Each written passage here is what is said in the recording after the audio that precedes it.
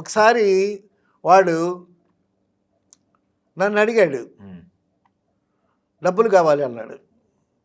బాగా ఫ్రెండ్స్ మేమంతా కలిసి ఉండేవాళ్ళం, పక్క పక్క రూమ్స్లో ఉండేవాళ్ళం. డబ్బులు కావాలన్నాడు. ఎంత కావాలన్నా, ఎంత కావాలంటే 5 రూపాయలు ఎంతో అడిగాడు. వీడు భోజనానికి అడిగితే 10, 20 అడుగుతాడు కదా, 5 రూపాయలు అడుగుతున్నాడు ఏంటి అని, ఏంటి ఇంత తక్కువ అడిగామన్నా. బస్ ఛార్జీలకు కావాలి నాకు అని అన్నాడు. ఎక్కడికన్నా, భోజనానికి వెళ్ళాలన్నాడు.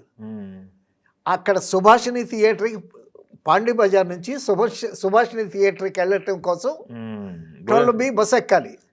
ఆ బస్ ఛార్జీల కోసం డబ్బులు అడిగాడు.